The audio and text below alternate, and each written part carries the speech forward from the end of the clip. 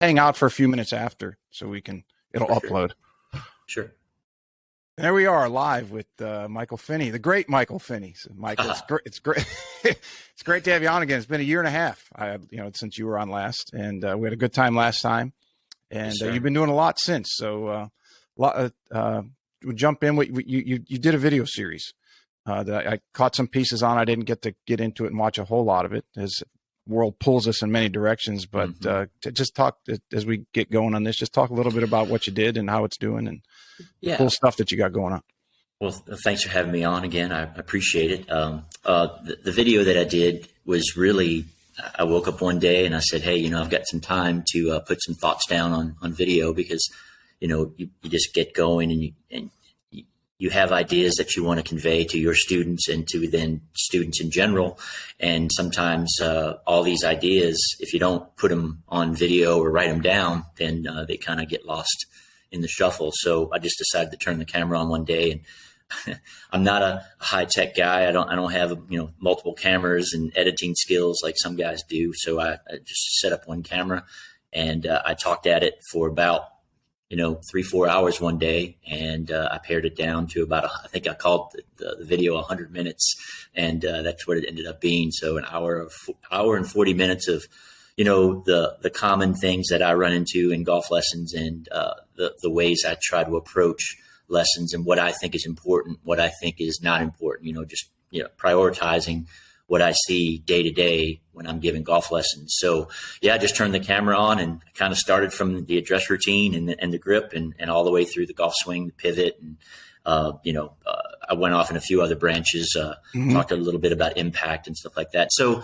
I had a lot of good feedback from it. I think students, everybody's really hungry for good information. And I feel like that's what maybe my strong point is to try to get some good information from people that are doing actual scientific research on the golf swing, and then kind of distilling that down to something that somebody could handle in a casual lesson setting.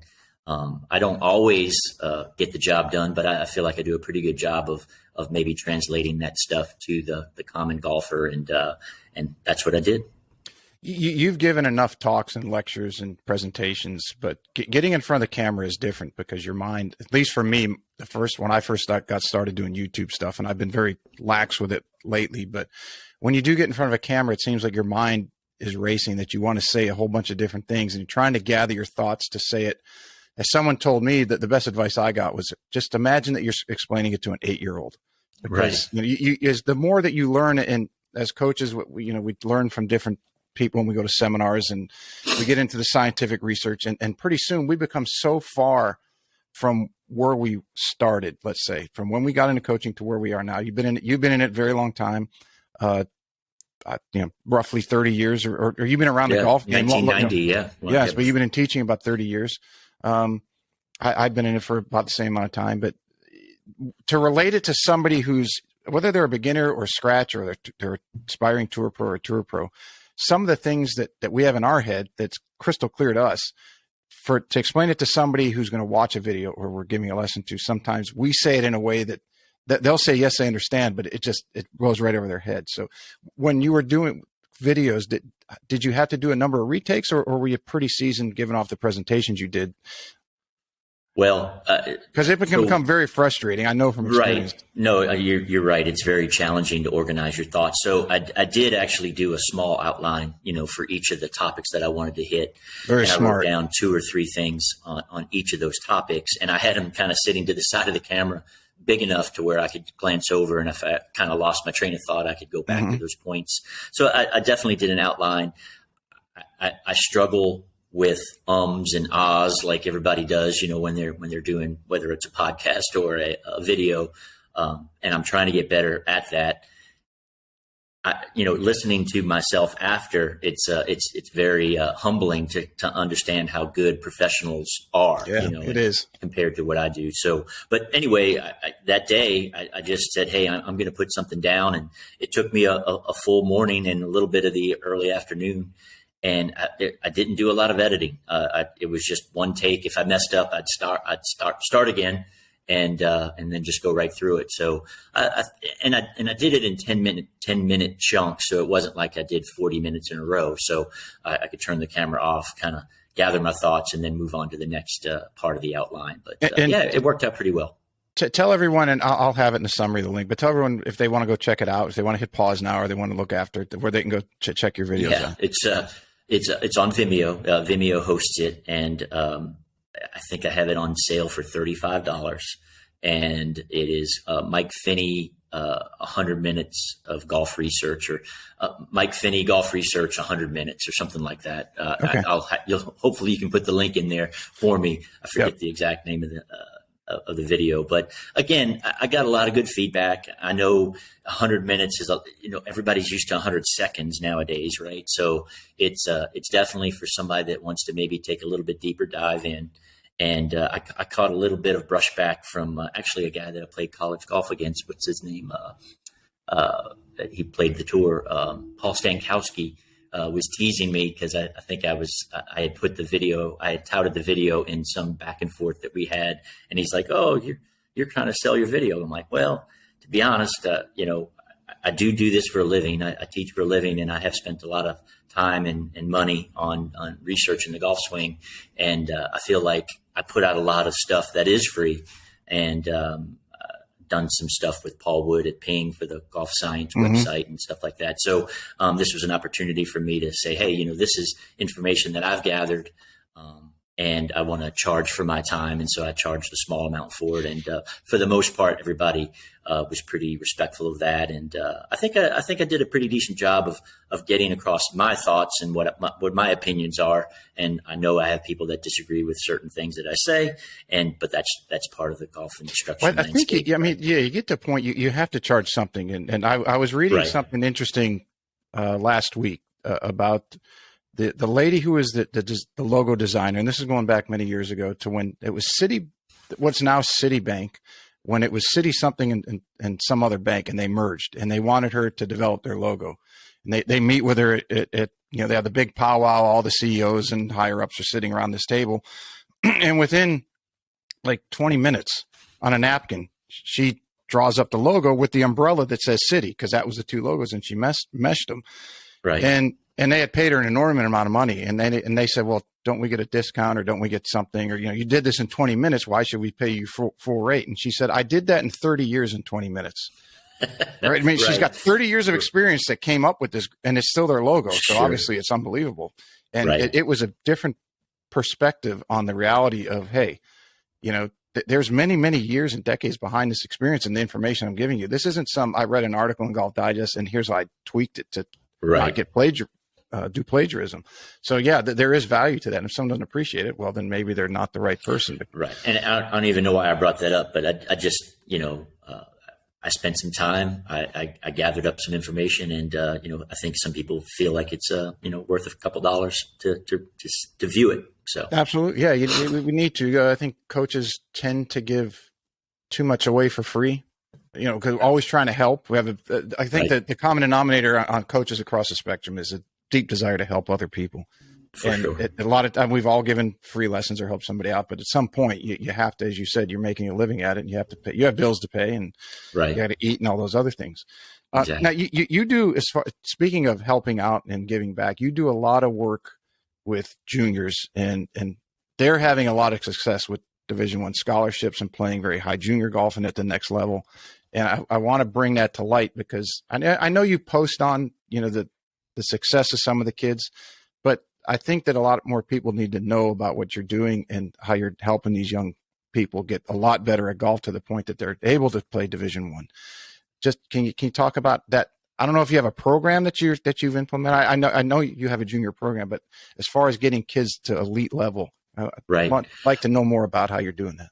Yeah, so I started at the University of Louisville Golf Club, where I'm sitting right now, in 2016, and the head coach at the time, Mark Crabtree, the head men's golf coach, brought me in, and his charge to me was, "Hey, we want you to build a junior program where you teach up these kids here in town, boys and girls, and we want to be able to recruit them at the program. We want, Kentucky and Louisville in particular produce a lot of good junior golfers. We don't really have a program out here, but we'd like you to build one so we can recruit the kids that you teach up. And the facility out here, I'm looking at it right now, is awesome. It's 2-ended driving range, Pro V1 range balls, bent grass, and a Zoysia tee.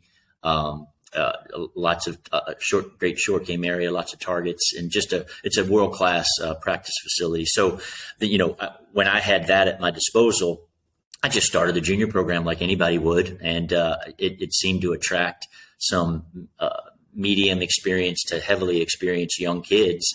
And so, I can't claim all the credit for making them into Division I golfers for sure. But when 20 or 25 kids with talent and desire come on your doorstep, you're gonna by default get some of those kids to Division I golf or whatever division we're talking about. And I've been lucky enough to have I've had a couple kids come with low experience, like baseball, coming over from baseball, and they were playing Division II golf in one instance and Division III golf in another, that were 15 years old. They were really late to the game, but they really worked hard, and they ended up playing college golf. And so that's fun to see. And then Division I, I've had some success.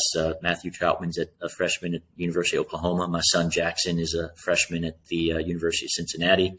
And so they're out playing some high level college golf and amateur golf. So I'm proud of those guys. And so my program is not the biggest around, but the quality of the play seems to be really good. And again, I'm not taking full credit for that. I know I've assisted a little bit, but it helps when you have kids that come with talent and desire they make me look good for sure. But it's a fun program. And Coach Crabtree, and another one of my students, Brady Smith, who's a junior in high school right now, he's verbally committed to University of Louisville here, and he's one of the better players that I've instructed in the last several years. So finally, Coach Crabtree, he's not here anymore, but the new golf coach Ryan Blagg is a beneficiary of Brady's talent, and because Brady's going to be a great college player. Is there anything you see with the kids that you're working with that there's a common denominator that to get them from being a pretty good junior to an elite junior, and then maybe from elite junior to college level? Yeah, I mean, it's work ethic. You have to have talent, you have to have desire, but then the guys that come out here and girls that come out here and work seem to have the most success. They are smart with how they plan out their schedule. I encourage them to play in as high a level as they can get into to compete against the best around the country, to obviously show coaches that they are quality players. And so it's a whole program. And a guy like Brady, I watch, I'm giving golf lessons down at the range, and I'll see him come down. He'll have his headphones in. He'll hit 20 balls, and then he'll take his golf cart up to the putting green, and he'll be gone for a while and putting, and then I'll see him over the short game area. And so, I can't. Every kid does it a little bit differently. Not all the kid. Some kids like to beat balls. Some like to work in short games. Some like to putt. Some like to play. And I think my son's a little bit more of a player. He liked to get on the golf course and play for a few dollars with his buddies, and he got good that way. And then Brady would hit all parts of his game. Matthew Troutman was more of a ball beater, I would say, but he worked on every part of his game too. But anyway, it's just the kid. It's funny because I've been talking to Joe Mayo, for a long time. Joe's a good friend of mine, and he's working with Hovland now. But we talk about this all the time, and he's the first to bring it up, and I agree with him 1,000% that we as instructors are only as good as our students are willing to work. And he's at the tour level. And I don't think you'll ever catch Joe saying that he's responsible for Victor Hovland shooting 7 under yesterday. Victor Hovland is responsible for that. And Joe is just there as a custodian of a guy that just has oodles of talent. And he would never claim that he developed him. Now, can you say that maybe he's made him think about the right things the last year and a half or whatever they've been working and pointed him in a different or better direction? Sure, he can claim that. And I think Joe would agree with that, but he would give all the credit to Victor Hovland, as I do to the kids that have gone to play Division I golf. I give the credit to them, but I just try to make sure they don't run off any cliffs in their golf swing or the way they think their way around the golf course, and kind of point them in the right direction. Yeah, Sean Foley had a very good comment on that one when he came on. We were talking about teaching at the tour level or to very good players, because the stress level just gets ramped up. And, that's mostly what the episode with Sean was on, because he's taught so many top level number one players, men and women. And, I wanted to dig into what that's like and the pressures on him as a coach, and in wrongly or however you want to explain it, that if they're knocking on him, which a lot of personalities in the media did, if we go back to the Tiger era, but what he said about that was Scott Hamilton had a very interesting post on his Instagram or Twitter when all 5 of his guys made the cut one week. And he said, I'm glad all 5 made the cut, because now I can stop beating myself up that I'm actually somewhat of a decent coach. and Foley said it because nobody's as hard as, say, like if Chambly was on Sean. He said, nobody was as hard on me as myself during that time or with any other student. So the coach gets a lot of the negativity from the outside world, but they don't take and they don't take the credit for the good either. And as you said, they shouldn't. The player is the one that has to put the time in it and implement everything. Right. And they're ultimately responsible. The coach kind of guides them the best they can. Correct. Yeah. The credit and the discredit, when players play well and when they don't play well is, boy, that's an interesting game into itself. I'll have times where some students that have had success are playing poorly, and you're wondering, wow, do I have any idea what I'm talking about? And then you just kind of snap yourself out of that and you just say, hey, look, you've done the best you can. You've done your study. You've given this student of yours the best ideas that you can give them. They have to take the ball and run with it. And it's not saying that you can't ever mess somebody up, because for sure you can. You just try to do that as few at times as possible in your career. I mean, the two questions I have for you on that most, because you deal in that arena a lot, and you've had great success in it. So the first one would be, because I talked to Conrad Ray about this. This is going back probably 8-10 years ago, because I had a student that was really, really good. He was, I think, top 50 ranked in the country. And I asked Conrad, because he was thinking of going to Stanford, but it was across the country and he didn't know if he wanted to go there. But I called him and I said, look, I got this really good kid. He's going to be at these tournaments. Are you going to be there? And we got to talking. I said, what do you guys look or ladies, what do you look for as far as coaches with a lot of these young players? Because they all seem to be able to shoot 65 on any given day. And he said, yeah, you're correct. And they do nowadays. It's not like when we were young, if someone could break par consistently, then that's what they look at. But now they all do it. But he said that they look almost equally as a grade point average, and talk to some of their teachers in school and see what type of personality they are. Because if you're bringing a kid into a Stanford or an Oklahoma, and they already have an established dynamic, and they're looking to win another national championship, you bring the wrong person in, and now you disrupt the entire system. So how do you? The first question would be, how do you work with kids because they can get so focused on their golf that they might neglect their schoolwork, or they might neglect their personal development, and they become siphoned off they don't have social skills. So how do you just kind of direct them as a human being? Yeah. So, I mean, that's just building relationships. And I know that's kind of a trite way to say it, but I mean, just understanding the kids and their parents. Usually the mom or the dad is kind of semi-involved with bringing them out there, and you kind of develop a relationship with the parent too. But I guess I've been lucky. All the kids that I've worked with have never really had any academic issues. And then I've worked with a few homeschooled kids, and, they for sure are potentially challenged socially on how they interact with people because they're just not around as many kids. But for the most part, I've been blessed to have kids that have been very good at both, and socially and academically. My son at Cincinnati, had a rough first semester away from home. He academically, he didn't do as well as he could have or should have, and he's bounced back really well in his second semester right now, and his golf is really coming around. So I know the transition from high school to college, especially Jackson's age, the COVID years really hit them hard. The junior and senior year with remote school, and it was almost like everybody in the country was almost like homeschooled there for a little while because of COVID. So going through those challenges. I know Matthew had some challenges too, and he's at Oklahoma now, kind of pretty far from home. And he had a rough first semester, and he's kind of coming around. He's in the lineup now for Oklahoma. At least he was the last couple of weeks. And so they all have challenges, and there's no sugarcoating it. And you think, oh, it should be easy to come in as a freshman and just play really well. And there are a lot of 2022 freshmen around the country that I've followed that were classmates of Matthew and Jackson's that have contributed very much to their teams this year. I mean, Caleb Surratt at Tennessee, and then I can name 10 others, Nick Dunlap, et cetera, that have come in and done really well in college golf right away. But boy, what they're doing is, I think, an exception to the rule, because the transition is a big one.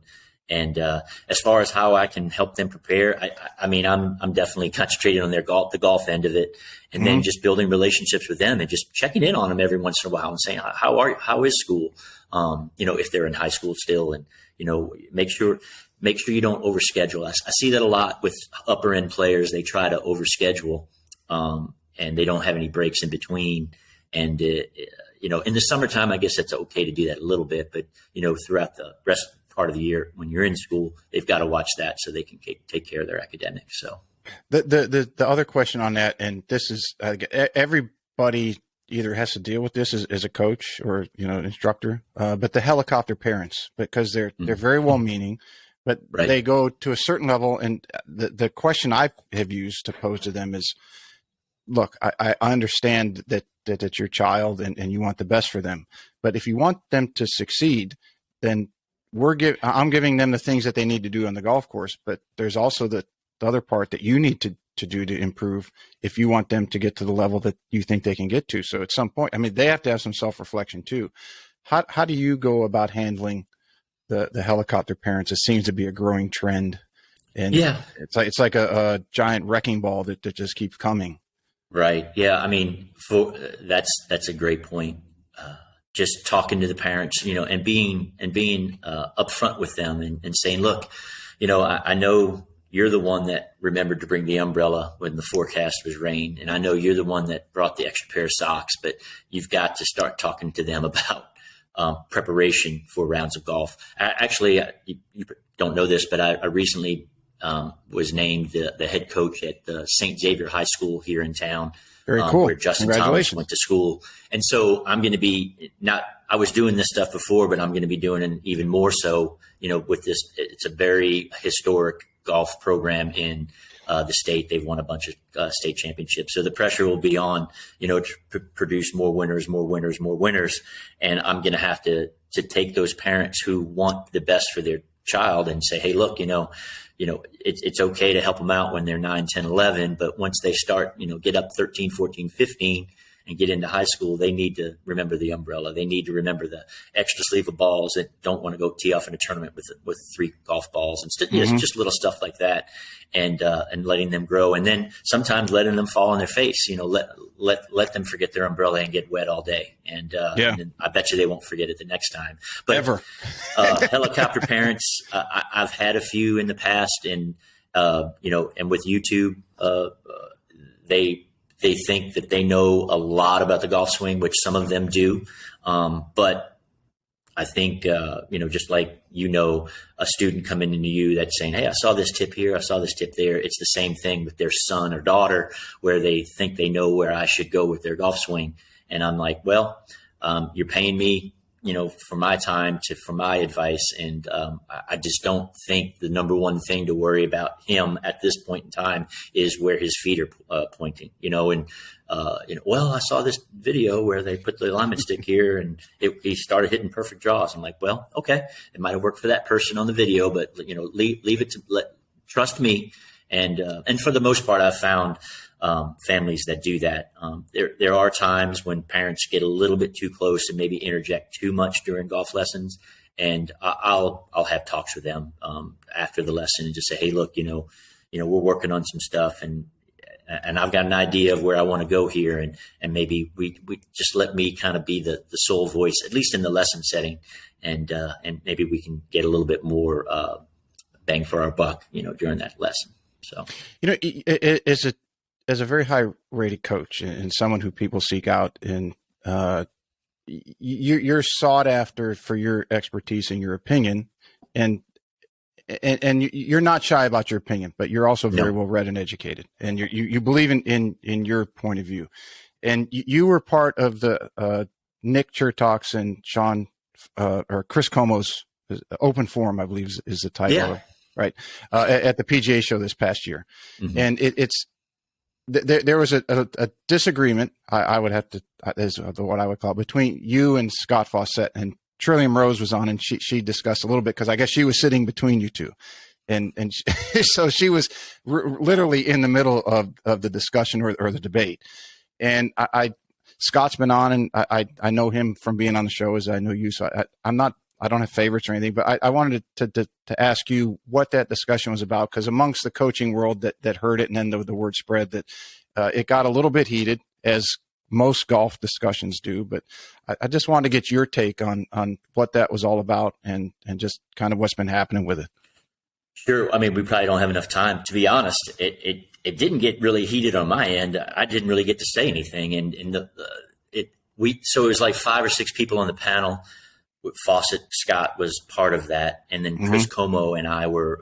We both had mics as moderators, and I thought I was going to moderate. And right when we started, Chris was sitting out in the audience, and Chris asked the first question to Scott, and it was about one shot shape, and Scott kind of just took off from there. I mean, if there was a word count in that hour and 40 minutes we spent together, Scott probably had 80 or 90% of the words spoken, including the 2 moderators and the 5 other panelists. So Scott is very opinionated. He's a tough guy to argue with, a tough guy to debate. He can always kind of duck out of the way of the actual point and kind of shift it to where he looks like he is the guy that has all the facts on his side.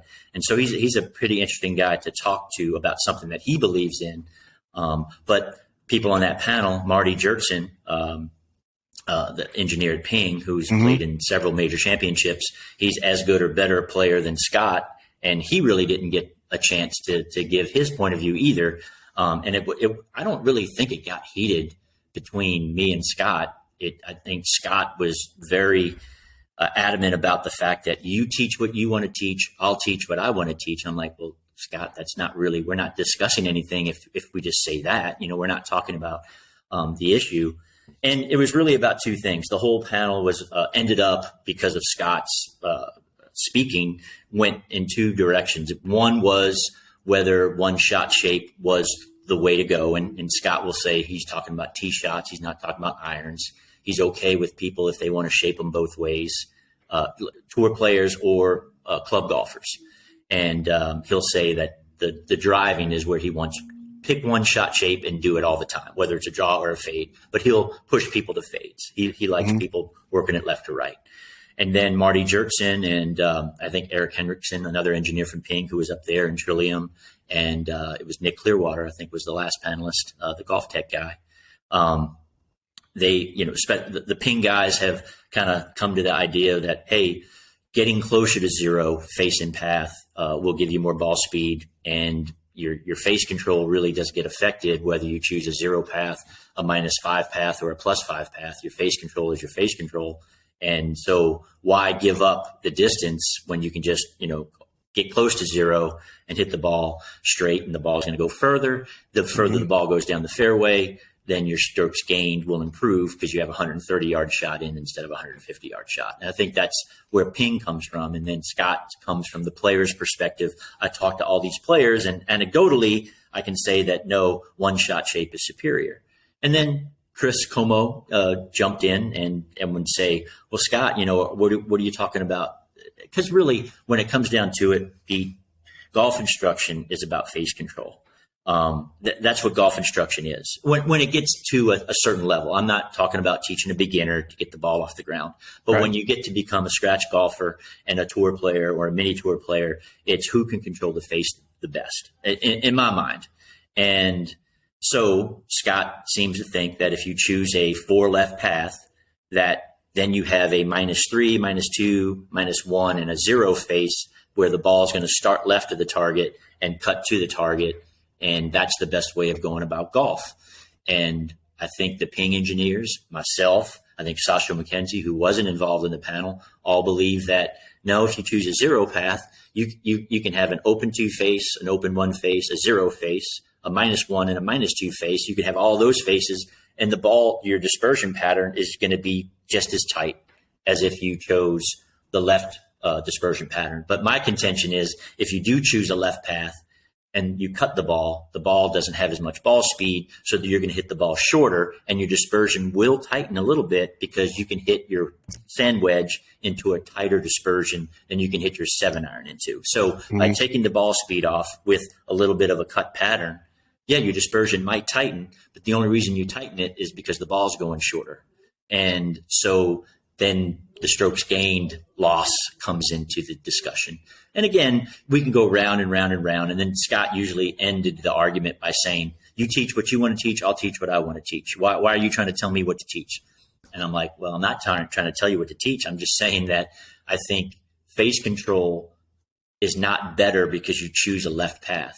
You hit it into a tighter dispersion because you've put less speed on the golf ball, and then your dispersion shrinks, and you think, hey, my face control got better because my dispersion shrunk. No, your dispersion shrunk because the ball wasn't going as fast. So that's where we are. And, Scott doesn't know me all that great. He knows me through Chris Como. I met him like 7 years ago at the golf show.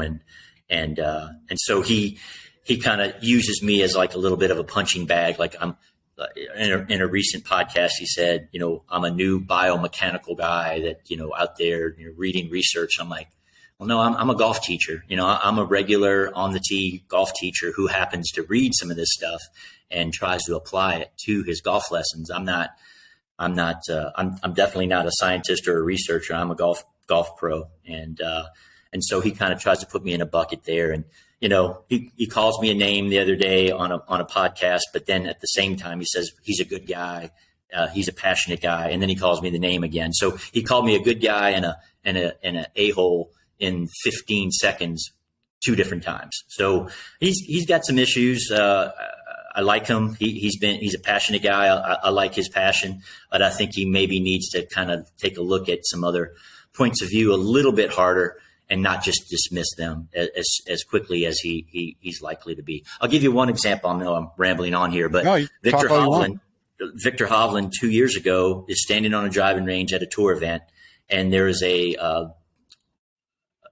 small website. I don't know his name. A small website guy who covers golf, and he's the website guy is a single guy there with a camera, and he's mic'd up. And he's just watching. The video is watching Hovland hit drivers for about 10 minutes. And he walks up to Hovland. It's probably like a Tuesday at a tour event. And he somehow walked up to Hovland and started talking to him. Say, hey, I'm with this website. I noticed you hitting the driver. Boy, it's like I've never seen anybody, hit 10 minutes of drivers that straight before. And Hovland's response was, yeah, I'm trying to hit it straight. If it falls a little bit right, I'm fine. If it falls a little bit left, I'm fine. And, it was just an offhand comment. He was talking to the guy, and the guy posted it up. And I mentioned that to Scott, and Scott's like, oh, well, he was just trying to get rid of the guy that he was probably bothering him. He just wanted it. So if anybody ever says something like a Victor Hovland, who's a great driver of the ball, that maybe falls away from where Scott wants to push his people, then he just dismisses it with like, oh, he didn't mean it. That's not what he does. That's not what good players tell me that they do. And so he always has a little bit of an out, and it's sort of like he cannot admit that there might be another approach from other than what he is, what he's a proponent of. And that's a little bit of a sticking point with him. And, but Decade is a great system, and I know that he's got a lot of followers and a lot of devotees. So, he does that well. I think the biomechanics of him thinking that the face control is going to be better by choosing a left path or a right path, but he says the left path is going to make the face kind of stabilize itself. I say, hey, that's a great idea. Let's get it tested. And it's a tough thing to test. but he's already tested it in his mind. It's done. All the research is over. It's better. And that's what he teaches. And, so anyway, that's kind of the open forum thing. So I didn't moderate very well, to be honest. I apologize to Chris and Nick Chertok about not interjecting as much. I think they had too many microphones. They had probably 5 microphones for 7 people, and it was just too much of that. And Scott just dominated the discussion. That didn't make him right. It just made him dominate the discussion. So I think I've had, as I said, I had him on, and we had a very good discussion. And some of the discussion revolved around how some things, if you only get on social media, that they can be very misconstrued very easily because of the number of characters. You're limited. And right. Even if you do videos as you did, and we all do, and you try to explain it in more depth, there's going to be some troll out there that's going to try to pick one thing you said and argue semantics. But, sure. And as you said, Scott's a nice guy. I like him. I have a lot of respect for him, in particular because he, at least publicly, has acknowledged that he has some things that he has to work with based off some very tragic events that happened in his life. But he does have a knack to argue numbers. And I have a number of friends who are, I think he's an electrical engineer by trade. He played pro golf, but he has an electrical degree and has an electrical engineering company, if I'm not mistaken. But numbers guys are very difficult to debate or have a conversation with, because they'll go right to the numbers and say, well, this is what the numbers say. It's my art. And he said when we concluded with the show that he was on, that he's going to come back on and we're going to have a discussion about, do you really have control over your decision making, or do you not have it? Is it something that's in your DNA that drives you? So that'll be an interesting discussion unto itself. But it's very difficult to argue against number guys like that, because they always go to the numbers and they say, well, this is what the numbers say. Right. And my argument always back has been, well, numbers are a form of measurement, and you've only measured what's been done now. You have no way to measure the human response to that. And that can go in economics. It can go in golf. It can go in anything in the world, that you're measuring the past, and you can make a prediction of the future if there's a historical perspective of something. But one thing that's not ever measurable is a human response to whatever stimulus is being implemented, because the stimulus is constantly changing, right?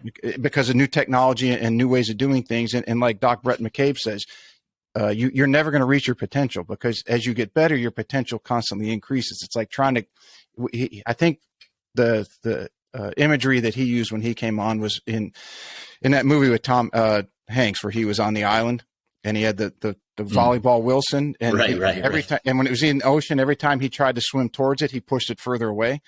Right. So Doc Brett was saying that's your potential. You improve, but now you realize how much better you can get. And as you constantly improve, so you're never going to reach your potential 100%.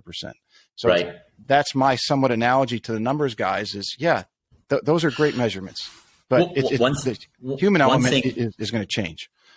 One thing Scott does is, I mean, he's a dispersion guy, right? You play golf with a shotgun, not with a rifle, which I think is a great, and I use that all the time. We play with a shotgun. It's a spray. And so he moves those dispersions around, and those dots are where the golf balls end up. He doesn't have the way that golf ball got there. He doesn't have whether that ball cut to that position, drew to that position, went straight to that position. So there's a actually a one-dimensional essence to the dispersion. Hey, that's where that ball ended up. But he's arguing a lot with how the ball got there.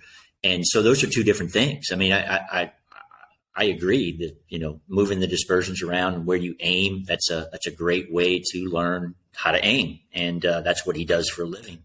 How that ball most effectively gets to that dot is maybe a different discussion that I think that might be a little bit outside of the decade purview, per se, because his big argument is you don't want to double cross. You don't want to aim left, try to hit a cut into a target or into a dispersion bucket, and you don't want to see the ball going left. And if you try to zero out your path, then you're always constantly going to be hitting double crosses, slight pull draw, slight push, cut.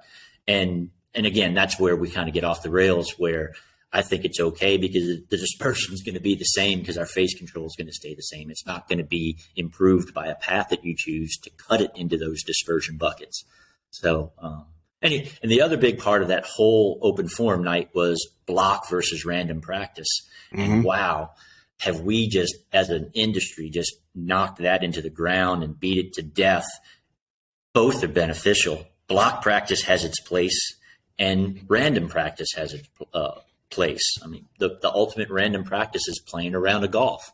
And who would ever tell somebody to not play golf to try to get better? I mean, so I don't even know why we have those debates, because it's stupid, because we know both are beneficial. There's a time and place to hit 57 irons in a row and try to cut them into the flag to see if you can do it.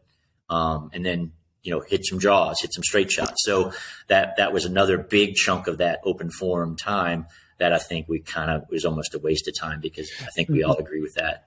That one is odd to me, and this is where he and I discussed that. No, we didn't get to devote much time to it. I think we talked about it for about 10 minutes when he came on, and I said, look, Scott, wouldn't you have to agree that as we talked about earlier, that when you get on social media, the message gets distorted, and his adherence to block practice, he said, yeah, that is one of them, because I said, isn't there a time and a place to practice block and then to practice variable, or whatever term that you want to use for it, and then all the in-betweens?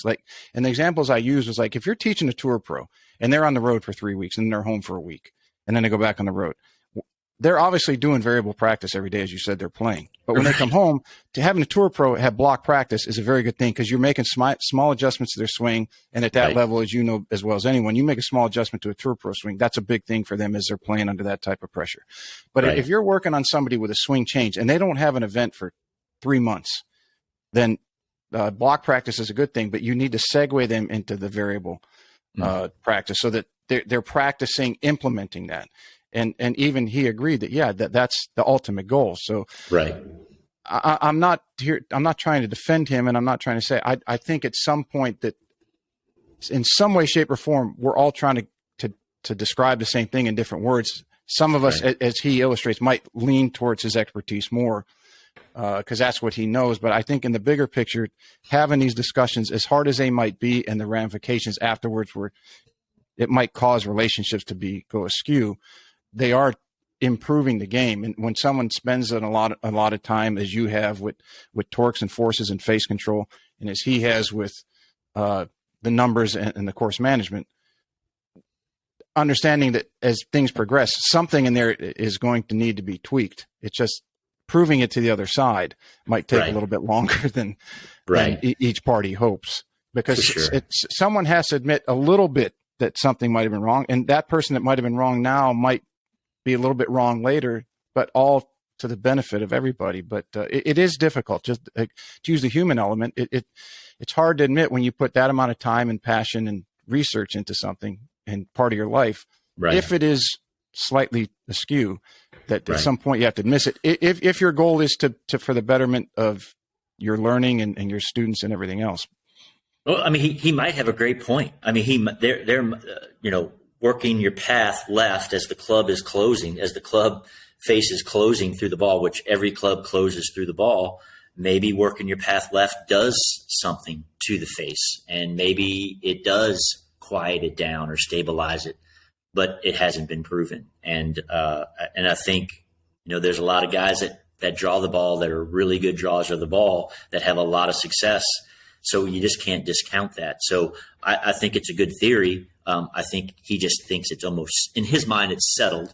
And that's where he kind of, it goes wrong, because he doesn't even entertain the idea that it's not, so, and that's fine. But, I don't think that's how we move forward. We got to keep on asking questions. And I think, and I would tell him, if I saw him, I would say, if we were close enough that he'd ask me, what do I need to do to improve? Then I would say your kryptonite is your default, that the numbers are right, irregardless of anything else. And my whole theory that was going to be my book on the thesis was, there are 5 parts to the game, right? You have the mechanics, you have the training and the nutrition and all those things as a part of that. You have the club and the physics and the fitting and the dynamic of the club and how it works in space and everything else, and the shafts and all those other things.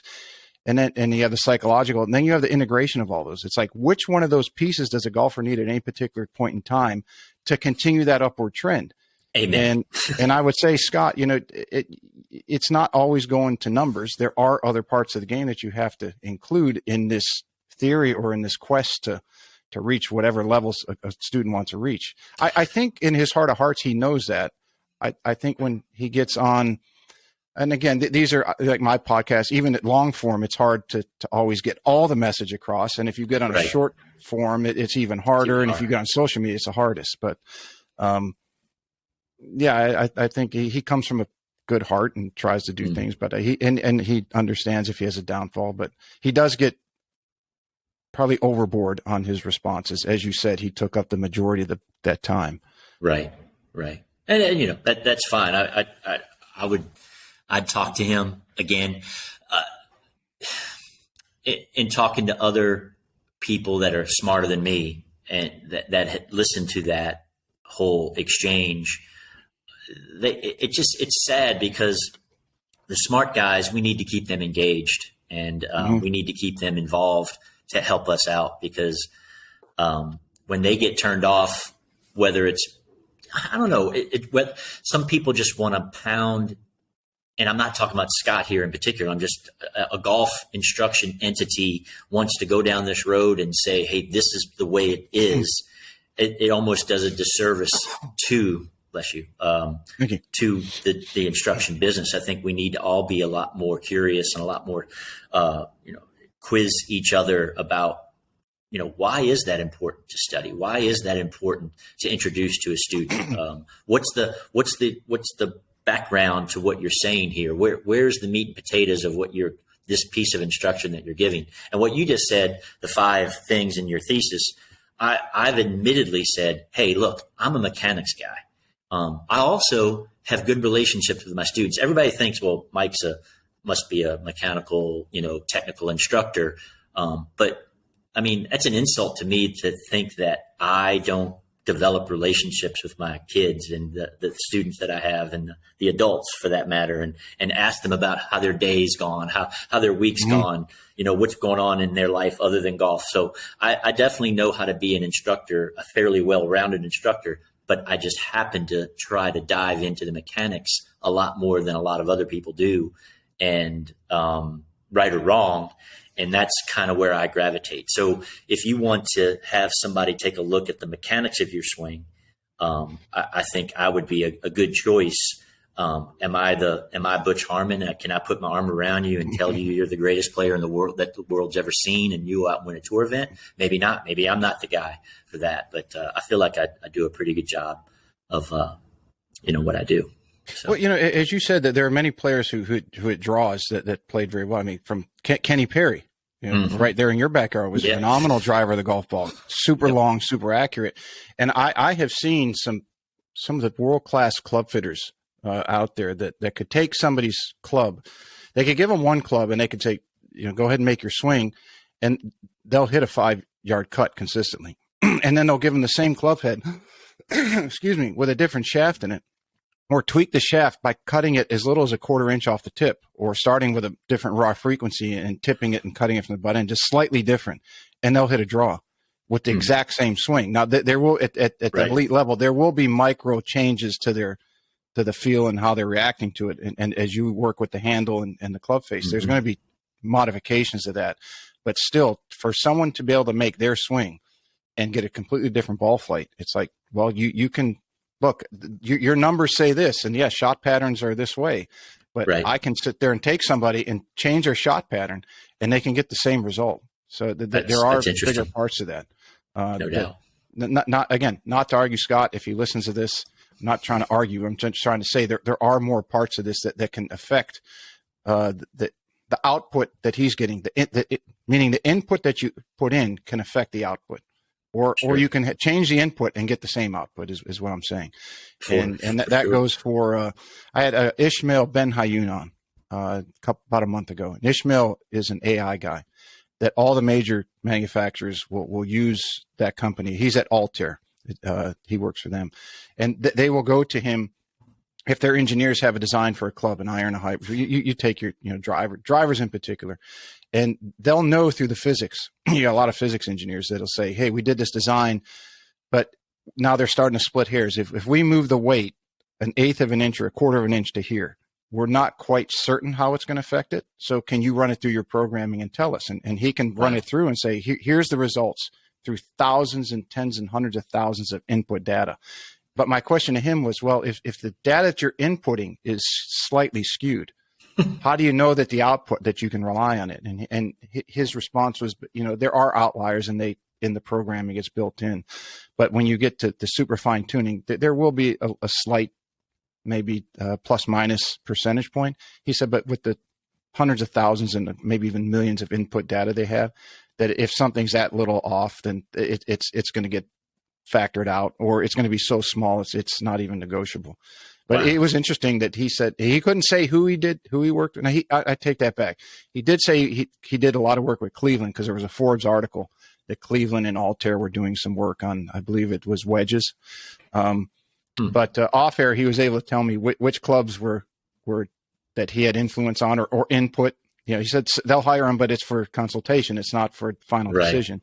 Right. And he said these clubs that are being used, he said, that are really good, that they had some input in there, and the other ones that were not so good, he said, we're not saying we're the best or the only one, but we're saying we advised them to maybe go a different direction. They didn't, and they ended up having some trouble. So wow, that's just to say that, that there's so many, and as the world of information continues to grow, there are so many things that relate and have a say, so to speak, in someone's ability to play at another level or improve. I think pigeonholing yourself in your field and sometimes failing to say, okay, maybe this does need a tweak, or can use a tweak, or how does it work with X, Y, and Z, coach, clubs, designers, shaft, etc. How do I fit into that, or my program fit into that, and where does it need to be maybe tweaked a bit? I mean, I haven't gotten to know the ping engineers over some time now. It's amazing what they do and how much research they put into moving the center of mass of a club around millimeters, and it's amazing what they do. And then to introduce AI on top of that would just be astounding. I'm not too sure how that, like you were just describing, how that's actually applied, but that would be an interesting see how that develops in golf design. But it's amazing some of the stuff you're doing. But the Masters app is so awesome. You can see all these shot shaped ribbons now. On there, all these different feeds that they have with the Masters. And so Scott's idea of how the ball gets to that dispersion, the shape of it, is really going to be a moot argument, because we're going to be able to see how the balls get there. I mean, regular telecast before the shot ribbon became fairly accurate.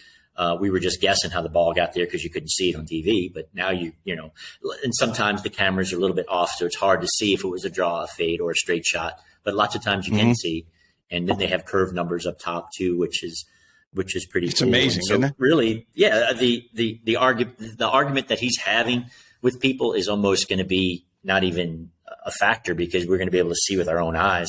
If you stand behind somebody at a tour event, you'll be able to see with your own eyes what the ball is doing in the air. But then Scott will maybe default to intent. It's like, well, he intended to hit a cut there. Now he actually hit a 2-yard draw, but he intended to hit a cut. And so he can always default to the intent part. But anyway, I didn't want to get back on that, but the Masters app is unbelievable.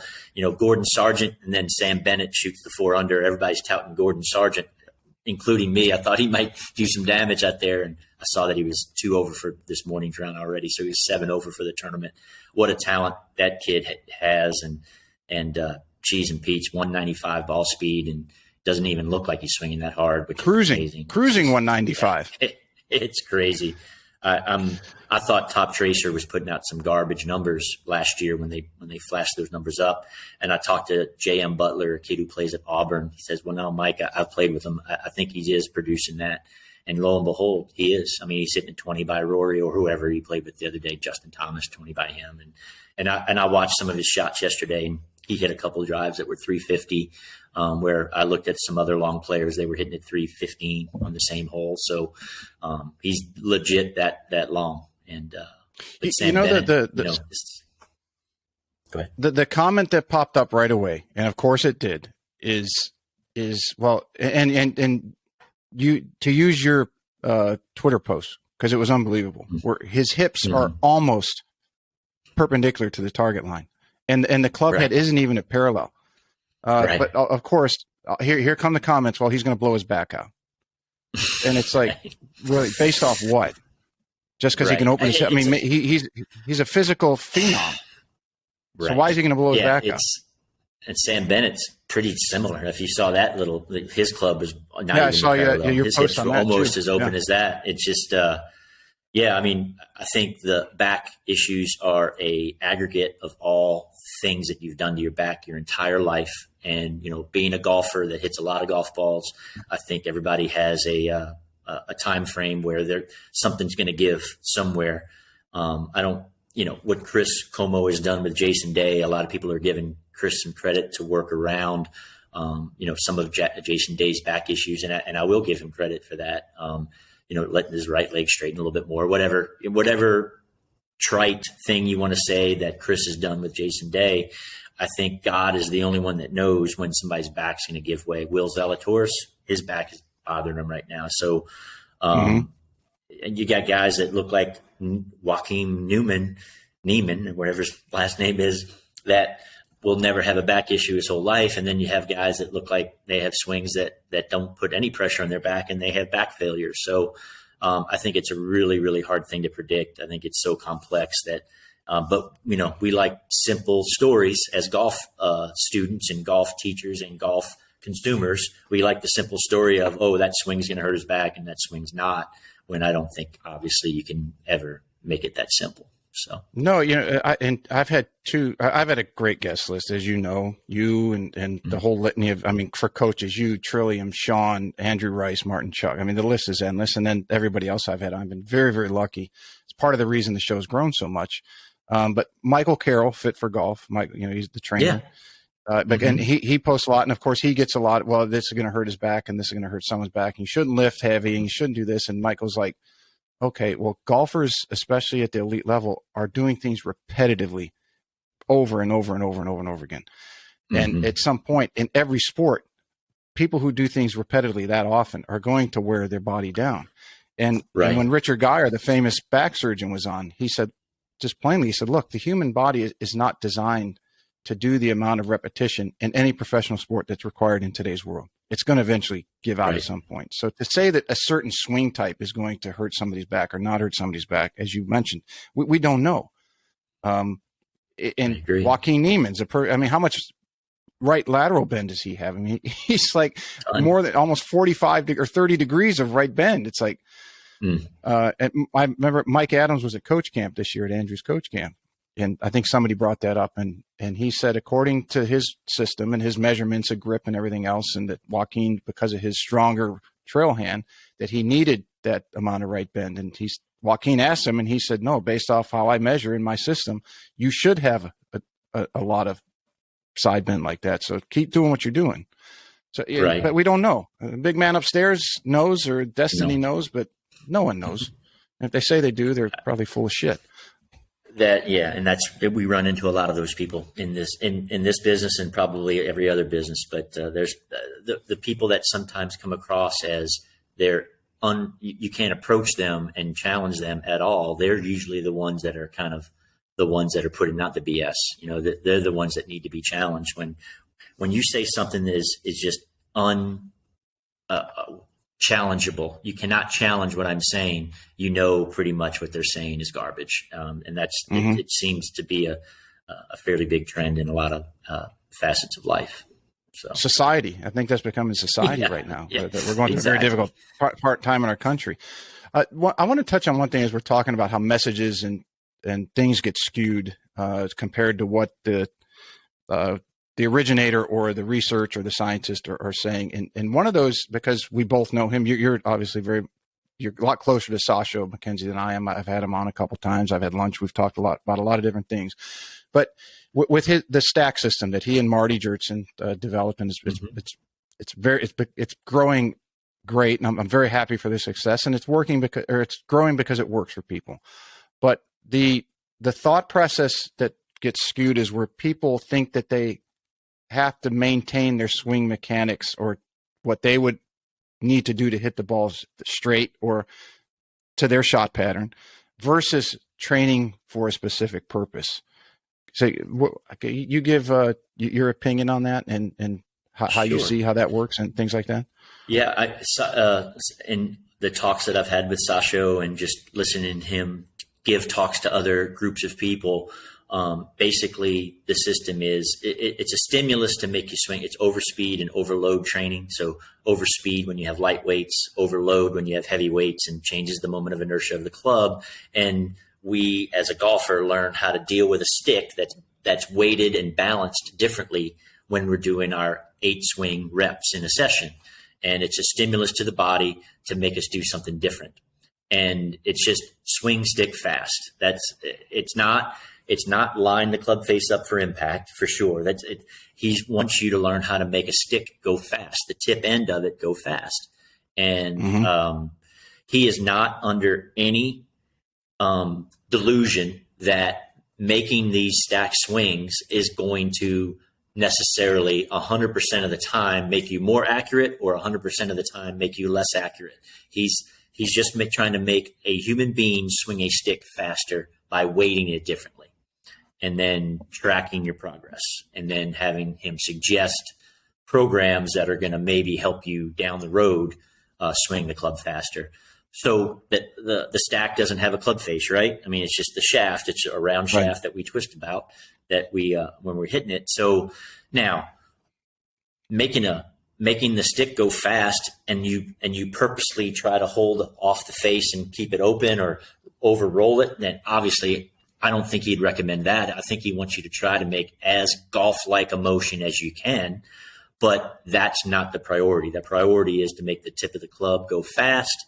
And then when you get a golf club in your hand, then you have those stimuli that helped you swing faster still in there. And then you need to learn how to make sure you're lining the club up to make the ball go where you want it to go. I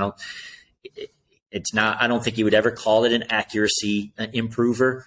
But I don't think he would call it an accuracy disprover, where it's going to hurt you. And actually he said that the opposite. He said he's finding that guys that are swinging it faster are hitting it straighter too. So, is that him pulling out data that's making the stack look good?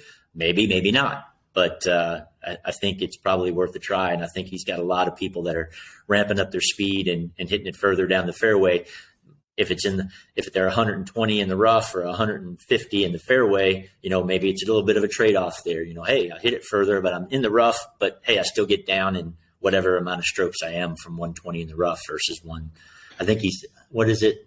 Shoot, 30 something yards difference in strokes gained between rough and fairway, or maybe it's a little bit more than that. I forget the exact number where it's an even trade-off, but, yeah, I think what Sasha and Marty have done has been great. I think, the detractors are possibly, not everybody has a perfect experience speed training. Mm-hmm. You can introduce injury, you can introduce a wider dispersion.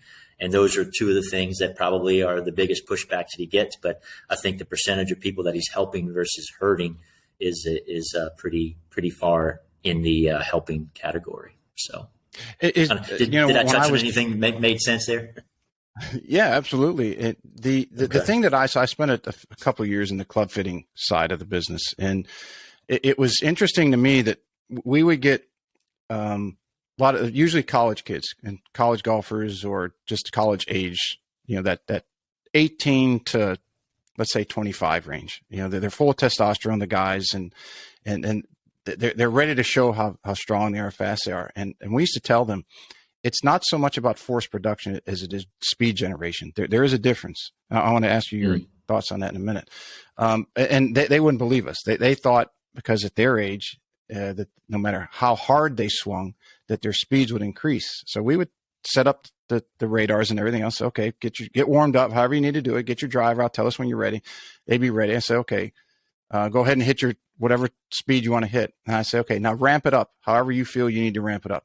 And most of them, of course, want to create more force only. And their swing speed in overwhelming majority of instances would drop 1 to 3, maybe even 4 miles an hour. And we try to explain it. Yes. Now here's the that's so they can understand the difference between speed and force application. Meaning if you force something to happen, usually or maybe I should rephrase that. If you try to force something to happen, there obviously is force prior to speed, but if you go only force and to try to create speed, you can work in a reverse order, meaning that you're so tight and you're so that the transfer of energy is not as efficient as it should be. Yeah. So from someone who studied the forces and the torques, I'd love to have your input on that. Yeah. The way I would look at it, and I think Sasha would agree, I hope he would be that, the grip, the midpoint of the hands has a linear speed, and then there's an angular speed around that point. So there's a linear speed and a rotational speed of the club, let's say. And I think sometimes you put more linear, the more straight line of that midpoint of the hands. And then sometimes you lose that rotational speed, which is a huge contributor to club head speed. So if you a little bit too much linear, you don't get as much angular. A little bit too much angular, you don't get as much linear. So it's a blending of the two. And that's why the stack is successful, because the weighting, changing the weights and training with those changing weights, it lets you kind of organically understand. You may not consciously understand it, but you subconsciously understand, hey, I need to make the grip go fast linearly, and I need to kind of be working around that point too as fast as I can. A perfect example is as a sophomore in high school from Lexington, young man. He's a football punter and kicker, really well-built kid for a sophomore in high school. He's about 6 foot, 180 pounds, strong kid. You watch him swing, it looks like he's swinging 125 miles an hour, and it's 112. And you're like, what is he doing? And he's doing something at the grip level to slow down the angular rotation around that midpoint of the hands. His hands are retarding the angular speed that he is capable of. And so he's got the linear part. The body, the pivot is full and fast. The hands are moving fast, but he is slowing down that club rotationally because he doesn't know any better. He doesn't know how to let that part of his swing go. And that's where the stack comes in. You get the changing weights, and then your hands start to maybe free up, and they learn how to speed the club up rotationally and get more speed out to the club head. And end of that story is he bought the stack. He's been working with it for about close to 6 months now, and he has seen some gains in his club head speed. So yeah, and that's what the stack does. It kind of unlocks, whether it's linear or angular, he unlocks some of that speed that's inside you and lets you get out to the golf club. And the people that you're talking about, I think, would say, hey, I'm going to put more force into the handle. They're creating more linear, but then the rotational part kind of dissipates and they get slower. And I've realized that myself. So, yeah, I've been using it. Sasha got me one in, I went too aggressive too soon. And I've got, degenerative back issues and things. To play, I'm very happy to be playing once a week. Let's put it that way. After many years of beating myself up, sleeping in different hotels and hitting too many balls. Right.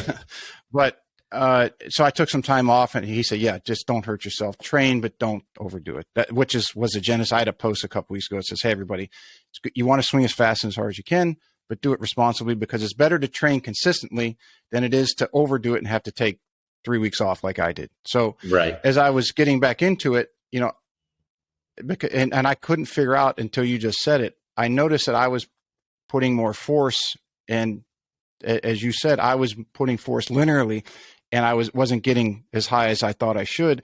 And then when I said, okay, watch your back so you don't torque the shit out of it, moving laterally too much. So I just felt like I stayed more centered and pivoted more, and I felt my arms moving a hell of a lot faster. And I look, and I'm 3 miles an hour faster than the last swing. And I'm like, well, I didn't even feel like I put a lot of force in that. So yeah, to your point, right? Yes, you have to make it efficient, and I think that does play a role. That it gets you to a great way to understand it. A great way to understand it is go with a split grip. Swing a 7-iron with your left hand where it normally is, and put your right hand all the way down to the end of the grip, all the way, where you have several inches in between, like a hockey grip, like you're holding a hockey stick. And make full swings, and check on your launch monitor how fast that swing was. It's going to be a lot slower because your right hand is retarding the rotation of the club, and that's just a small. That's the reason why grips over time have developed like this and like this, where this grip nobody uses some people use baseball grip, but not very many people use a slight split grip because they just lose a bunch of speed. Maybe this grip would help you with the pulling of the club, and you'd get a lot of moment of force, but there was no ability to couple the grip. But this is a nice blending of being able to pull and twist on the handle, and you get the kind of the best of both worlds. So these grips over time have kind of said, oh yeah, 2 fingers interlocked and the other 8 kind of on the grip. That's kind of like the happy medium of pulling and torquing, coupling the club to make the club go as fast as it can. So that's that's an easy way for people to understand. What's that? That pivot point, lack of a better term, becomes closer together. So it's moving around one fixed as opposed to the 2. Exactly. It's closer together, but not too close, where it's like this, where you would be too close and you couldn't really impart your will with the couple. So it's spread out a little bit, but it's not too far where it's going to slow down. It's kind of it's a hard thing to think about, but it's not too far apart where it won't impede the couple, but it's not too close where it won't allow you to create a couple where a twist on the So it's a happy the gentleman that you mentioned, the kid that's the punter, and he's a strong kid, and he wasn't swinging. If he goes to his speed training and you find out that his swing is still not at the level it should be based off the work he's put in with the stack, I do know. And swing speed or swing quality? His swing speed. His swing speed. If you find out that his swing speed for what he looks like he's doing, even after he's trained with the stack, and let's say the stack says he should be swinging at 118, but he's still only getting 115. He's still sub what it's, and you're scratching your head. I do know, because as I said, I spent time in that field. People used to say I was nuts. Now this is 15 years ago. If the shaft becomes too soft frequency wise, let's say he should be at 285 and his shaft is at 270. So 15 cycles difference. He's going to naturally slow down to not overrun that shaft. It's going to come out of his nervous system, right? I'm overrunning the shaft. I need to slow down to make sure this thing doesn't get away from me. Opposite is true. If he was 15 cycles too stiff, because someone said, well, we're just going to fit you in, and a stiffer shaft will bring down your spin rate, which is true. But what's the adverse effect on his swing mechanics? Now he's having to generate more, and he's forcing something, and his swing efficiency drops. So he's going to lose speed that way. So that's just something, little side thing that if you find out, I mean, you're back to the equipment, the equipment affecting the human golfer. So that's so important. That's something that's a little bit out of my realm. I don't tout myself as a club fitter. I do fit clubs, but I'm definitely not a leader in the field for sure. But I leave that to you guys. I got to ask you that with the recent ruling, because it was a big talk, and I'm sure during Augusta it will be, and then after it will be. It's kind of taken second stage right now. But the ball ruling. What do you think on the ball ruling and how what do you think about it and how you think it's going to play out going forward? So, I love golf course architecture. So I'm a little bit I have a soft heart for the classic golf courses not getting phased out of whether it's tournament play or just regular club play. I think there's a lot of scratch golfers that can overpower their home country clubs, and they can't buy more land to move tee boxes back. And I think when you move tee boxes back, I think it ruins the walk around the golf course, to be honest. You walk from a green over to a tee, and then you tee it up and you play the next hole, as opposed to walking 75 yards back to play this new tee that they built or bought land to build like Augusta does. So I think Jack Nicklaus said exactly that yesterday morning in an interview with the Golf Channel. He's like, the real estate part of it is really why the ball probably needs to be slowed down. Maybe they should have addressed this years ago where it wouldn't have gotten this far, but it needs to be addressed. I'm not a big fan of the idea of bifurcation. I don't like the idea of 2 different ball standards because it just causes too much confusion. I hope if they do roll it back, that they would just roll it back for everybody, and everybody would adjust literally in weeks. Everybody would adjust. If the ball spun a little bit more and went a little bit shorter, the 18 handicap person would adjust for his 8 or 9 yards that he would lose. And then the tour player that's hitting at 350, like Gordon Sargent, going down to 328, would adjust in in 5 weeks or 3, 4, 5 weeks. But so I'm not for bifurcation. It may happen, which I won't like. And then I'm definitely for slowing it down somewhat because of the golf course issue, not because of par. I don't care if people shoot 30 under par in a golf tournament. Great playing. But I get tired of seeing chips to greens. You know, number 3 at Augusta, they're hitting the little chip shots now. Great. But that's really the only one where they do that. I guess some other holes downwind, they can be doing that. But for the most part, medium. I like to see more medium and long irons into par 4s, and I like to see some more 3-woods into par 5s. But, it's kind of an old fogey's point of view, but I like to see everybody get tested. 14 par 4s, and you're hitting chip shots 7 of the par 4s in a college golf tournament on a 6,900-yard golf course. I just don't know if that's testing. If you're finding out who the best player is, I don't. That's my personal opinion. So. Well, I tell you, as I was at Augusta this year, and I said this was over 30 years I've been going. Not every year, but I've gone over the course of 30 years. And the distinguishable thing that I noticed this year was the premium that they're now putting on driving accuracy. Somebody had the picture of the new 13th tee on social media last week, and it looks like you're hitting out of a tunnel. And as you said, tee boxes used to be next to greens, and to go from 10 green to 11 tee boxes, I don't know how far it is, 150 yards back. The member tee box for the longest time. Well, the green used to be backed by that crazy bunker that's 80 yards short of the green, and that tee box was just to the side of that. And then 11 was a big dogleg right, par 4. But then they just had to, Pinehurst. Pinehurst number 2. I've only played it one time, but I remember walking off the green and walking back to play the back tee quite a few times where they've had to do that. And I think that's a shame. I like tee boxes next to greens, and, you putt out and you tee it up, you walk 15, 20 yards and you tee it up for the next hole. You can turn around and watch your buddies fire in, from the fairway, and it's just part of the game. And I know, again, that's, nostalgic way to look at things, but I don't know. I think the golf course architect, real estate point of view, and then Jack Nicklaus said this yesterday. You buy your 8,000-yard golf course, you're mowing more fairways. You're paying the guy more money to mow the fairway. You're buying more fertilizer and chemicals for the turf. It's more square footage.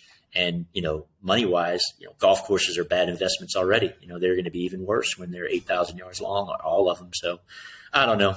I might be kind of screaming at the clouds right now, but the comment period is important, and I think everybody will get their words out, and hopefully the USGA and the R&A will listen.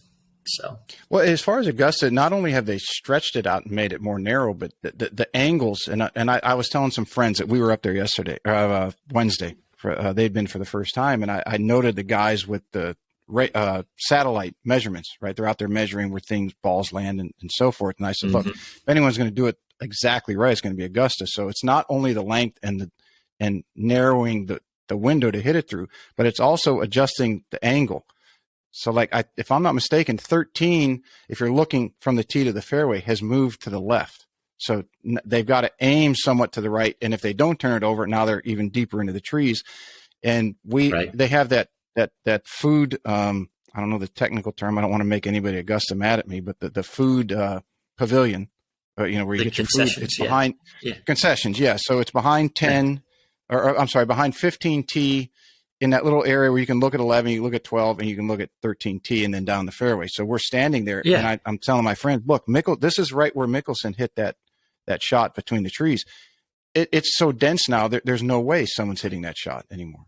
So, it's just the placement of trees and the changing of the angles, not like and the one that everyone that's been there a number of times going back years, the easiest measurement is 1 tee, the putting green, and 10 tee, because you can base it off where the oak tree is, the giant oak behind the clubhouse. And every year or every couple of years, 1 tee backs up a little bit, the putting green moves over, and 10 tee moves back and to the left. So it's like, well, there's the oak tree. The putting green used to be here. And that's the beauty of Augusta. They tear it up so much that when they put it back, the remnants of the old tee is gone. You if you don't have a reference, like you say, you just like, oh, okay, this has been here forever. But that's not the case. That's not the case. That's a good point. It's an interesting dynamic. There's a lot of things in golf. Like someone asked me yesterday, did I think, and I don't want to get off on this topic because it's probably been beaten so much. They said, do you think LIV was good for golf? Or has it split it like a lot of people say? And I'm neither pro or anti-LIV. I think the competition has caused a lot of good things to happen. But I say the one thing it did, it put golf on the front page news, whether it's a newspaper or the news on TV. And for the entire year last year, and even Tiger in his heyday, as strong as he was and dynamic in bringing golf to the masses in the population, he wasn't able to put golf on the front page basically for an entire year the way that what's happened in golf. So in many ways it has been good. I don't know what's going to happen. It's going to be interesting to watch. But a lot of things happening in golf right now that's got a lot of people talking. Jack Nicklaus, again, yesterday was the last question they asked him was like, wow, golf is in such a good place right now. It's so busy, and the tee times are hard to get at clubs around the country. Like why roll the ball back now? And Jack's like, well, we shouldn't look at it that way because, it's not always going to be in the shape that it's in right this second. COVID definitely helped golf, and so you can't always bank on the fact that you're going to have full memberships and full tee sheets and buying $600 drivers. The economy, could go a lot of different ways right now. And, if it takes a downturn, golf takes a hit. And so you can't worry about the ball issue in the terms of, oh, we're going great right now, this is not the time to do it. That's not the way to think about it. So, because golf is in a great spot right now. And, LIV, I don't know where it's going to, if Eamon Lynch, the golf writer at Golf, where's he? Golf Week, if he has his way, LIV would, Saudi Arabia would be detonated. So I don't know. I mean, I've got, obviously Chris was working with Bryson DeChambeau, and he was part of LIV. And so Chris Como got a taste of it, and he felt like it was good competition for the PGA Tour to kind of to get better. And I think the PGA Tour has definitely made some changes, and I think that's a good thing. If Brooks Koepka wins this week, I think that changes some things, but I don't know, man. I have no idea how it's going to turn out. Last year, I was thinking the PGA Tour was going to have to negotiate with LIV, but the longer it gets drug out, the PGA Tour kind of hangs on to some of their marquee players. It might be tough for LIV to because I don't know if the LIV regulators, the owners of LIV, are going to be in it for the long haul. I think they wanted success on the short term, and I don't know if they're in it for the long haul. So maybe they might fade away, but I don't know. We'll have to see. And it's interesting to watch. From a business standpoint, it's very interesting to watch. For them to go from nothing February of last year to where they got to by the end of the year was amazing. Right. Whether you hate them or not, I mean, that was a great accomplishment. But now, like any business, they're in year 2, and then next year will be year 3, and all those guys, I think, signed 3-year deals. Like any business plan, here's our 3-year. And if we don't get to X spot, we're done. We're shut the business down. Right. We just can't keep funneling money into something that's not going to I think just from watching it and from who I've had on, and I did go down to Orlando last week to check it out. I want to see what it's about. That if they get, I thought it was goofy at first, but if they're following that Formula One model, then I said, as they grew, I said, this could be genius to where if they could sell teams and sponsorships like Formula One does, and you're talking worldwide people. This, we in this country get very myopic, I think, and we're focused on the U.S., but it's a big world out there. A lot of people have a lot of money. You get some of these billionaires come in and want to sponsor the Aces team, or they want to sponsor the Range Goats, and now they get a massive infiltration of capital. Things could change pretty quick, but it's interesting to watch, to say the least. But I'm pulling for Brooks as much as I'm pulling for Rory or DJ, or I'm pulling for a good tournament. I always like to see. I want to see it exciting. Finish, Yeah, Yes. definitely. I don't care who wins. Anything we missed? Anything we missed that we should have went over? I think we touched on a lot of stuff. I think we sure did, and I appreciate you asking me questions and valuing my opinion, because I feel like I do have some things to share, and I feel like my position is I've self-appointed myself here, so I like to try to let people know that when there are some claims about golf swing mechanics, that this is based in a scientific principle. When they make those claims, that they're making good claims. And I don't know if I should be the one to do it, because I'm not a PhD in any physical science, but I do pay attention to it a lot. And when a golf club instructor, instructor, or an instruction entity makes a claim that their mechanics that they're touting are based on a scientific principle, I question that. And if they can back it up, more power to them. If they can't, then I've got some questions about that. And that's what I've done. And I think Nick Clearwater of Golf Tech has called me out a little bit, like saying, why have you not gone after so-and-so because they've made a claim? And I'm like, well, I've not seen the claim, or B, I don't think they made the claim. But when a Stack and Tilt, or a TPI, or a Golf Tech, or Super Speed Golf, or the Stack makes a scientific claim about the golf swing, I want to see what they're basing it on, and if are they just pulling stuff out of thin air. Mm-hmm. And I question it. And Nick Clearwater said, "Hey man, you're just attacking Golf Tech, for instance, to make a name for yourself. You're trying to make a name for yourself by attacking a big, successful entity." And I say, no, I'm not. I'm trying to say, hey, Golf Tech, you have a study that shows the tour player backswing 4 inches toward the target at the top of the swing, but you forgot to tell everybody that the monitor that you were monitoring is on the back of the belt loop. And anybody that turns, that monitor is going to go toward the target. So you put a number up there for everybody to see, and you guys give more instruction than anybody.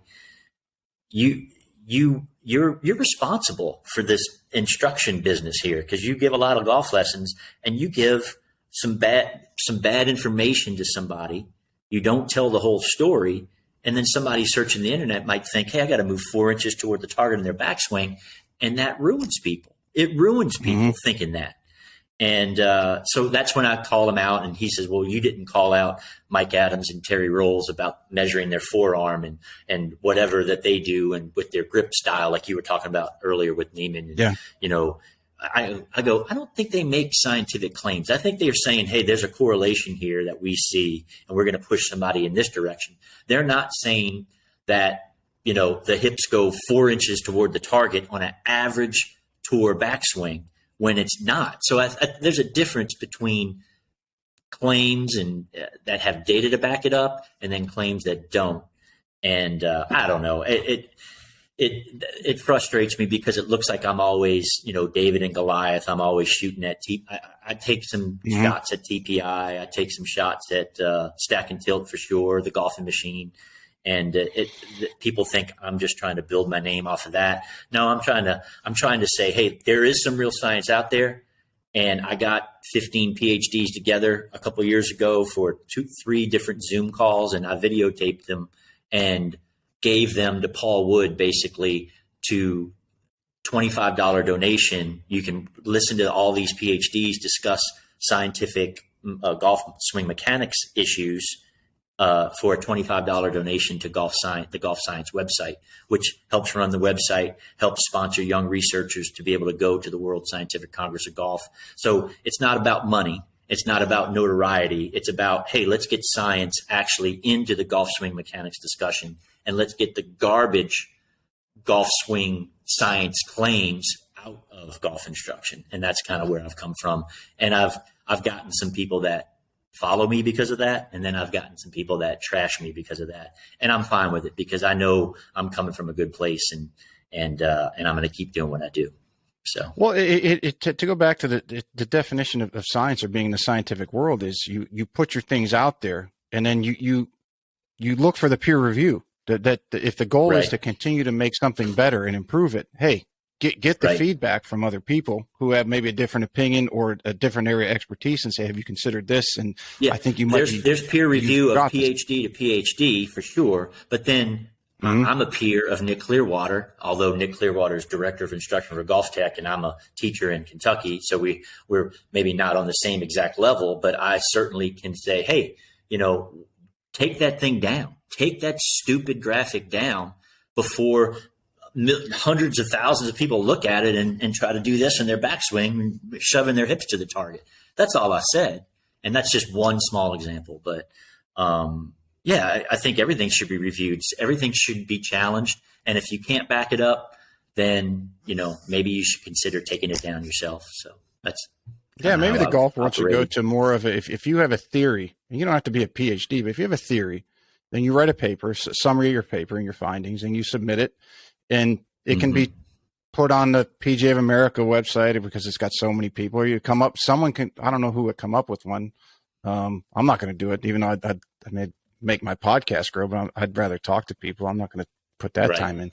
But then, where people could go and download it or pull it up and read it and offer their opinions, so long as it's kept respectful, like the scientific world or the educational. Somebody needs to step up. I mean, it's not Golf Tech. I mean, the PGA of America is kind of adverse to doing it. Yeah. The USGA, it has to be a pretty big entity with a lot of swing that maybe needs to collect best practices, whether it's giving a beginner a golf lesson or understanding forces and torques in the golf swing. Sasho might have to do a video on that for us. And then giving a beginning golf lesson might be, whoever to give that. It could be a best practice golf pub med. We could have a golf pub. Exactly. Page.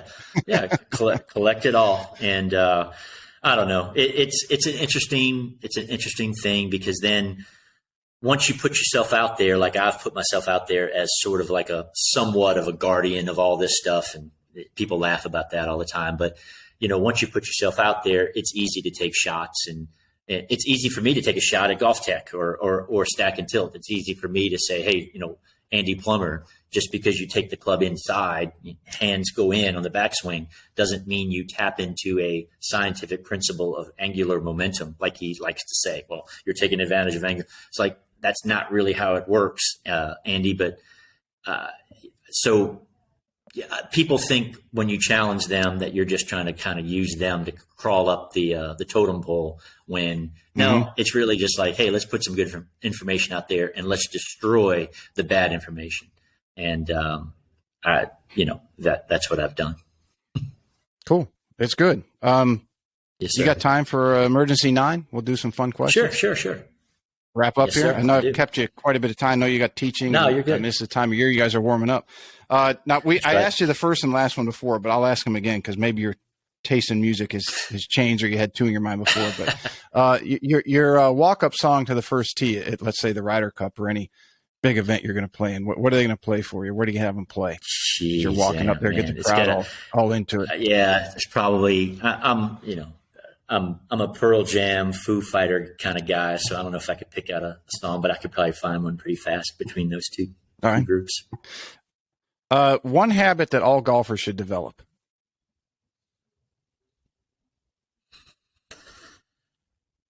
I think a dedication to working on all the different parts of their game. I think they need to really fine tune if they're going to practice for an hour a week, they need to spend it wisely. It can't all be driver practice. It can't all be putting. It's got to be I think that's one thing that people should fine tune their distribution of practice across the different skills of golf. And then adjust accordingly to whatever is going to need a little more attention. Yeah. Hey, I'm struggling with my 50-yard pitch shots. I need to maybe heavy up on the percentage of practice there. So let's see. Who would be on your Mount Rushmore of coaching? Of golf coaching? The 4 golf coaches. Who would be on your Mount Rushmore? Man, Ben Doyle. He was the first authorized instructor of the Golf Machine. Great man. Ben Doyle would be there. Man, that's a tough one. Let's see. I need three more, don't I? I would put, I'll put Grant Waite up there, he's a younger guy, but I'll put Grant Waite up there. I'll put, this is pressure. Wow. I'll put Como up there. Como, Waite, Ben Doyle, and the last coach I would put up there would be, I know him a little bit, but I respect the stuff that comes out of his mouth and what he types out, is Cameron McCormick. I'll put Cameron McCormick up there. Cool. It's a cool list. Let's see. If you could change one rule in golf, what rule are you going to change? I would change. I think they sort of changed it. The one I always to give somebody a local rule of when you hit it out or hit it out of bounds or you lose a ball, to be able to go into the fairway and drop it. Just basically, one stroke penalty and hit it from the edge of the fairway to speed play up. And they changed it, so I don't think I have to change it anymore. It's a local rule that you have to put it to effect now, but I think that really is a step in the right direction for most recreational golfers. All right. Now, I'm curious on this one because you do read quite a bit. The last book that you read. Well, I reread it, The Physics of Golf. I reread it the other day. Theodore Jorgensen, he was the guy that. Yeah. He described the D plane, which is the descriptive plane of how the face and the path of the club create ball flight. And I rereading that the other day. There are obviously some good things, some dated things in his book, but there's a lot of really simple things that he introduces that are great. And if you want to try to understand the physics of impact and how we move the club, it's a great book to read. The Physics of Golf, Theodore Jorgensen. I'll put a link to that one that people can check that out. Yeah. That's been in my shelf for a long time. It's a very good book. Yes, do you of these two choices, which one describes you better? You hate to lose or you love to win? I think maybe love to win a little bit more than hating to lose. I lose so often. I've gotten used to it. I love to win, though. Winning's fun. Okay. I love to watch my son win. He's the competitive one now, so watching him win is a lot of fun. All right. Here's an interesting one. The best thing that you've bought for under $1,000 in the last year? Well, I haven't bought it yet, but I'm trying it out. I got a fast frame rate camera from TrackMan that talks to TrackMan. It's I forget the name of the company, but it's a small little camera that I think can get up to, maybe 2,000 frames a second. And so I'm going to try to look at some hands on the handle stuff, like zoom in on the hands and look at how the hands are interacting with the handle a little bit better from in front, down the line, up above. So and it's going to hopefully cost me less than $1,000. I hope so. That'd be cool. I'd love to see what you find out on that. A couple more. If Hollywood called and they made a movie about your life, who would you want to play you? Well, Brad Pitt, of course. No, I don't know. Yeah, right. Don't see. Boy, do you go to the movie theater anymore? I haven't been to movies since watch before movies COVID. on TV, so I don't even know who the good actors are anymore. But who would play me? The guy. Well, shoot, I don't even know his name. I couldn't tell you that. Somebody that has a slight New Orleans accent. That can maybe make a swing at a golf club. There's probably not a lot of guys out there like that. That's skinny. Like he wouldn't be quite New Orleans, but he'd have the southern close to it. Matthew McConaughey. There you go. Well, yeah, there you go. Kind of along the lines of Brad Pitt. But yeah, sure. Let's go with him, Matthew McConaughey. Although he's a Texas fan, I'm an LSU fan, so we kind of lock horns there, literally. So. And then last one, and you answered this before, but that it's always fun to get it again. Greatest of all time golfer. The greatest golfer of all time, I think. I'm going to go with Jack Nicklaus. Tiger is obviously right there with him, but I would go with Jack Nicklaus. Cool. What do you got coming? You talking anywhere? You doing any lectures? Going to PJ sections? Well, we're actually. It's funny you ask. Larry Ward, who's a teacher in Lexington, has asked me to try to help him put together a little Kentucky teaching summit this May, so like next month. And we're trying to get Grant Waite, and which I think we'll be able to do, and John Sinclair from Dallas. John's great, isn't he? John, and then Larry wants to present. He wants me to do something small. And I think he's going to get a club fitter. Actually, do you have an idea of a club fitter that's kind of in the mix, other than yourself or yourself, that would want to come and present to a bunch of Kentucky teachers? I'll make some calls this weekend. Yeah, I'll put out some calls and I'll get it. Yeah, we're looking for somebody that maybe is in the mix. Okay. Sure. Awesome. Yeah, happy to do that. So yeah, that's hopefully that's the next thing we're going to do. It's going to be like a Monday, Tuesday in May. We haven't picked, probably not Derby week, but later in May. We'll do that. And other than that, I don't have anything scheduled, but looking forward to what the future brings. Very cool. I'll have the links to all your social media handles, your website, where people can find you, all that good stuff. Your Vimeo links. I highly recommend everybody follow that. Give it a watch. It's, like you said, a nominal fee, but well worth it. You got some great info. It's always a pleasure, Michael. Enjoy having you on again. Thanks. We'll do it again. Pete. I appreciate it, and good luck with the future. I know you've done a great job with the podcast. I'm an avid listener to them, and keep on doing what you're doing. Awesome. Thank you. All right.